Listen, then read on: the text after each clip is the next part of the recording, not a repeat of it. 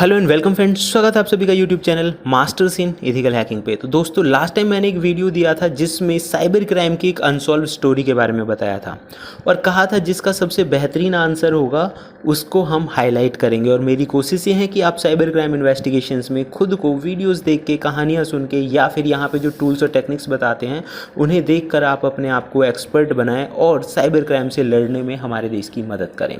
तो दोस्तों, आज मैं बात करने वाला हूँ, आज जो टॉपिक है हमारा पूरा का पूरा प्रैक्टिकल है। बड़ा इंटरेस्टिंग टॉपिक है कि किस तरह से ये लोग काम करते हैं, कैसे हम मैलिशियस एप्लीकेशंस को पहचान सकते हैं और उनसे बच सकते हैं।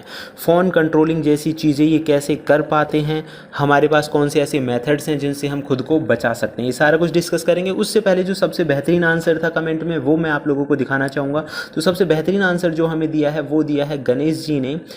इनका नाम गणेश आ रहा है, एंड सॉरी ब्रो, मुझे आपका नाम नहीं पता है, तो आपकी कमेंट में गणेश है तो मैं गणेश ही बोल रहा हूँ।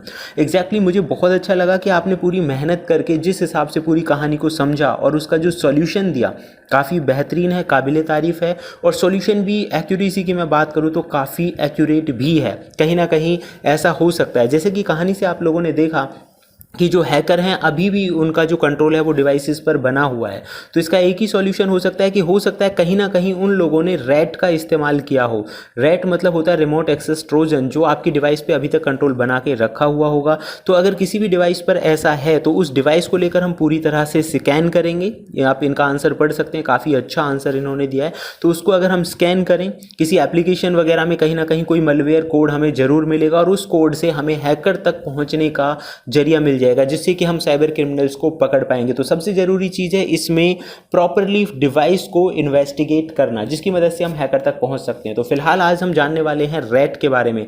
कंप्लीट वीडियो आज का एजुकेशनल पर्पज़ के लिए है, तो उम्मीद करता हूं आप इसका मिसयूज़ नहीं करेंगे। जैसा कि आप सभी जानते हैं, साइबर क्राइम करना अपने आप में एक जुर्म है और आपको बड़ी जो धाराएँ हैं IT एक्ट 2000 के अकॉर्डिंग आपको सजा भी हो सकती है, जुर्माना भी देना पड़ सकता है। तो कंप्लीट एजुकेशनल पर्पज़ के लिए आप यूज़ करें, रिसर्च के लिए यूज़ करें, लोगों को अवेयर करने के लिए यूज़ करें, ऐसा आप इस्तेमाल कर सकते हैं।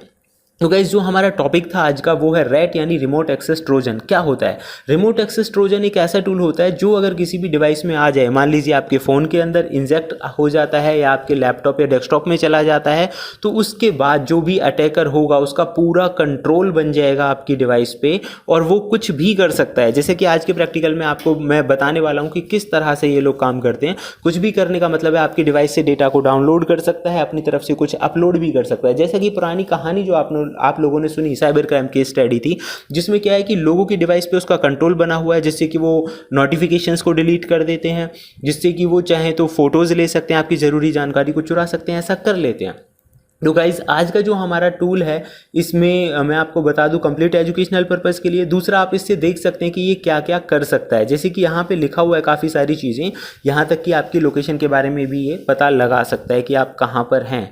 और जो इसके ऑप्शंस हैं आप देख सकते हैं कितने ख़राब हैं और किस तरह से ये लोग काम करते हैं। तो चलिए दोस्तों, शुरू करते हैं। सबसे पहले ये जो टूल है इसका लिंक आपको डिस्क्रिप्शन में मिल जाएगा।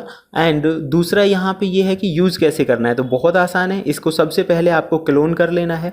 यहाँ मैं अपनी लोकल डिवाइस पे एक छोटा सा डेमो पर्पज़ के लिए आप लोगों को बताऊँगा कि किस तरह से ये जो एप्लीकेशंस हैं काम करती हैं, कैसे हम इन चीज़ों से बच सकते हैं।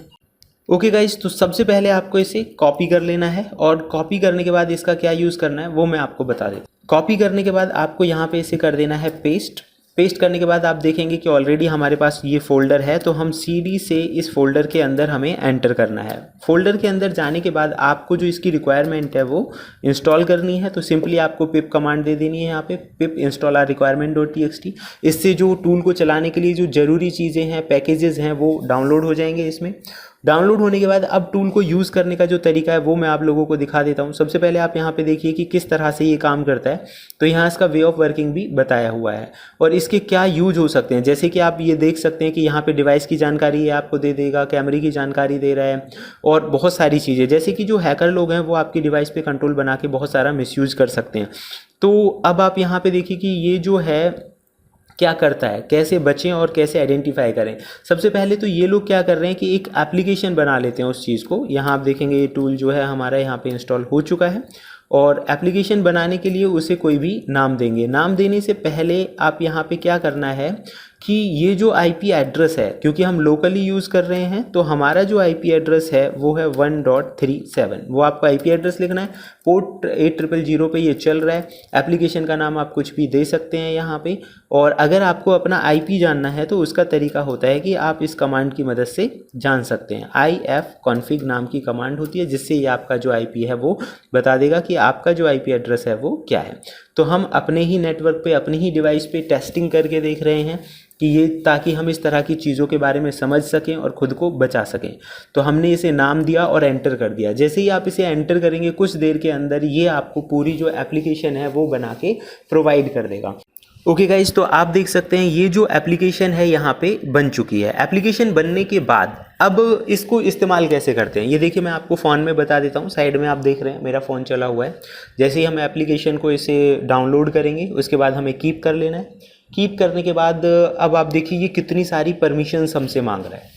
तो गाइज़, आप इन परमिशन से ही अंदाज़ा लगा सकते हैं कि इस तरह की जो एप्लीकेशंस होती हैं वो आपकी जो परमिशंस हैं, कितनी सारी परमिशंस मांगते हैं। और ये परमिशन जाने अनजाने में आप ही देते हैं। यानी कि अगर कोई भी मैलिशियस एप्लीकेशन है तो आपको देख लेना चाहिए कि किस तरह की वो परमिशंस मांग रहा है, और आपको ऐसी परमिशंस कभी भी नहीं देनी चाहिए। बाकी मैं आपको प्रैक्टिकली दिखा देता हूँ कि क्या। ओके गाइस, तो अब आप देखेंगे यहाँ पे इसे बिल्ड करने के अलग अलग जो तरीके थे वो तो हम कर ही चुके हैं। बिल्ड करने के बाद आपको ये वाली जो कमांड है ये कॉपी पेस्ट कर देना है। कॉपी पेस्ट करने के बाद आप देखेंगे कुछ समय बाद ये जो है कनेक्ट हो जाएगा। मतलब ये वेट कर रहा है कि इसे कहीं से कनेक्शन मिलता है या नहीं मिलता है। जैसे ही इसे कनेक्शन मिलेगा तो उसके बाद आप यहाँ पे देख सकते हैं ये हमें दिखा रहा है फ़ोन, जिस फ़ोन से ये कनेक्ट हुआ है उसका नाम यहाँ पे आ चुका है। तो गाइज़, अब यहाँ पे देखने के बाद अब आप ये समझ गए होंगे कि किस तरह से ये काम करता है। जैसे ही फ़ोन का नाम आ गया है यहाँ पे, अब इसे इसके बाद कुछ नहीं करना है। अलग अलग कमांड्स हैं, जैसे कि आप यहाँ पे देखेंगे इस तरह की जो कमांड है ये यहाँ पे प्लेस करेगा। जो भी कमांड देगा उसी तरह से जो चीज़ें हैं वो इसके पास स्टोर्ड हो जाएंगी। तो ये तरीका था जिससे कि आप समझ गए होंगे कि किस तरह से ये काम करते हैं टूल, कैसे हम इन्हें आइडेंटिफाई कर सकते हैं, कैसे बच सकते हैं। ये मेथड भी आपकी समझ में आ गए होंगे। तो फिलहाल इस वीडियो में जानेंगे हम सिर्फ इतना ही। आगे फ्यूचर में इस तरह की जानकारी के लिए जुड़े रहिए YouTube channel Masters in ethical hacking से। Thank you friends, good bye.